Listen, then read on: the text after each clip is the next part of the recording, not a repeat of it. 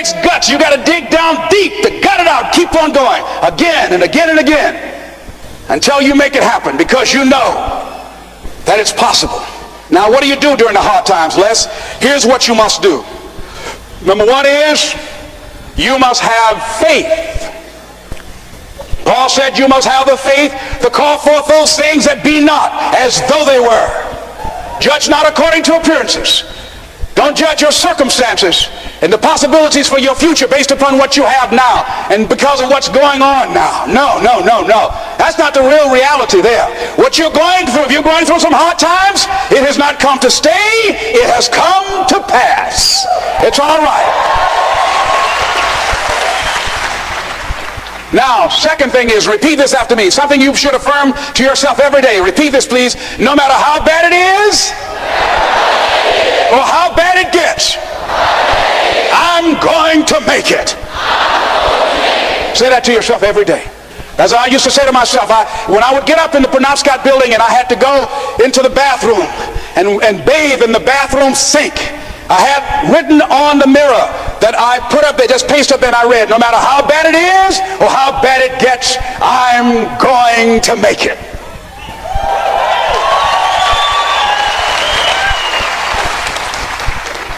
So you got to have faith. You talk to yourself. You say that affirmation. The next step is you must have patience and engage in consistent action.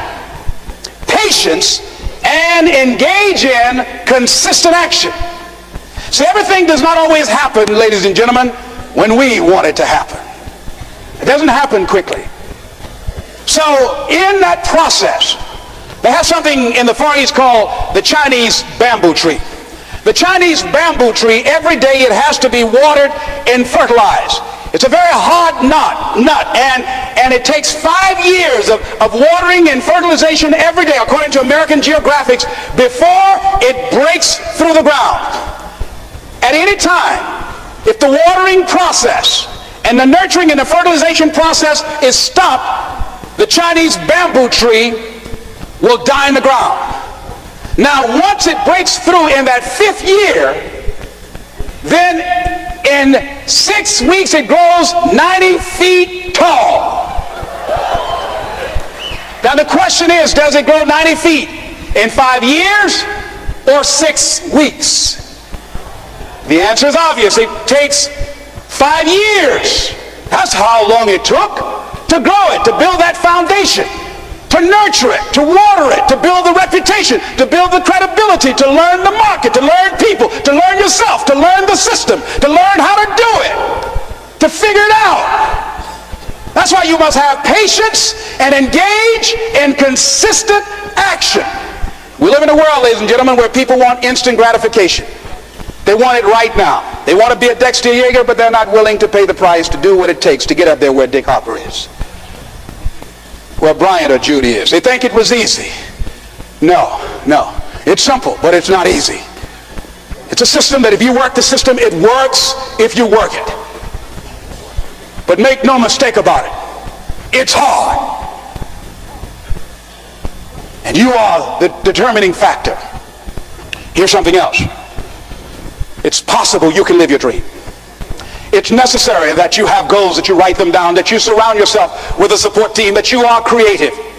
It's you that you must take personal responsibility to make it happen. George Bernard Shaw said, the people that make it in this world look around for the circumstances that they want, and if they can't find them, they create them. It's hard. No, easy is not an option. However, ladies and gentlemen, what you will discover is that it's worth it. It's worth it. I suggest to you, if you want to become diamond, write down 5 reasons of why it is worth it for you to become a diamond, to experience that level of achievement. What is it that will give you the drive? What is it that will ignite the courage in you to get up and come back again and again and again?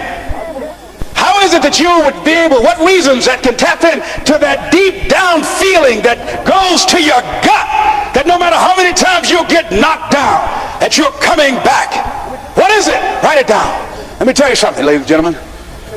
You saw that picture up there, the lady, Mrs. Mamie Brown. I'm flying from here tomorrow morning to be with my adopted mother. She's 87 years young, thank God. And I'll be with Mama tomorrow. Every Mother's Day, I don't care where I am. I go home Mother's Day. Everybody knows November 6th, my mother's birthday, I'm home. And I try to go home as often as I can.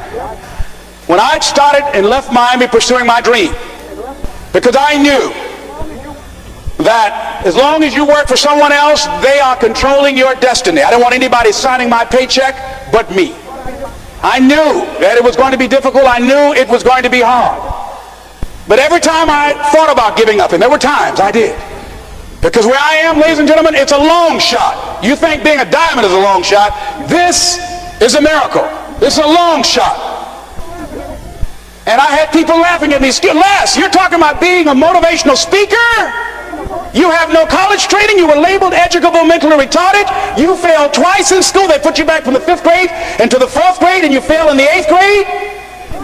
You've never worked for a major corporation, and you are going to become independently wealthy. Right. They laugh. They're going to laugh at you. People are going to laugh at you. But let me tell you, I believe in revenge like Frank Sinatra. He said the best revenge is massive success.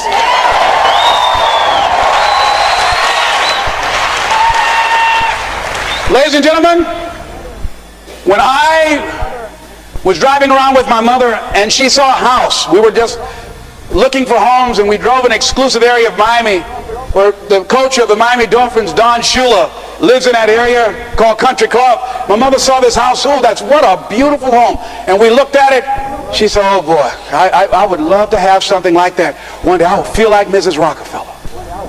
I said, you like that, Mom? I said, yeah. I said, oh, we just kept driving. I did not let my mother know at that time that I had it etched in my mind that I was going to do whatever number of meetings, whatever number of contacts, whatever number of calls I had to make, whatever it took to make that become a reality. And the day that I drove to that house and said, Mama, you remember that house you saw? And we got out the car. I said, yes. I said, I really know the people that live there. She said, you do? I said, yeah, let me take you in and show it to you. And then I couldn't contain myself anymore when I got around and helped her get out of the car. And I took her and I said, Mama, I gave her the keys. Over 5,000 square feet. Large size Olympic pool, 12 feet deep. On a golf course, basketball court.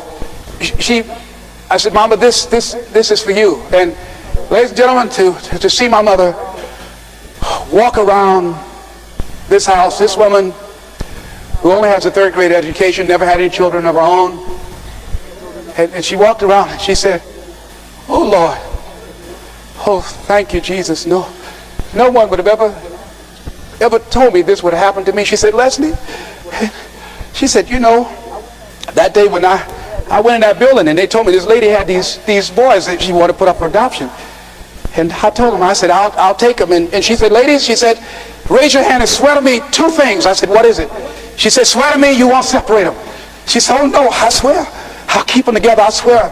I've never had no children, I swear I'll keep them together.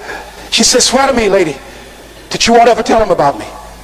She said, I'm married and I got pregnant while my husband was at war. She said, swear to me you won't tell. She said, I swear I won't tell. She said, okay, you can have them. She said, when I came out that house and I was looking at y'all, she said, I didn't know how I was going to do it. She said, I was working at the M&M cafeteria. She said, I didn't know how I was going to raise y'all. I just knew somehow the Lord would make a way somehow. And I never thought this would happen to me.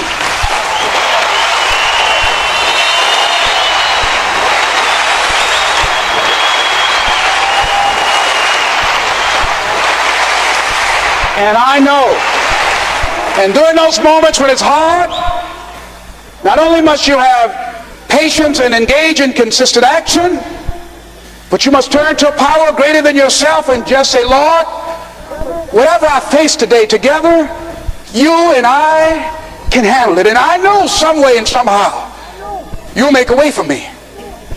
You'll make a way for me.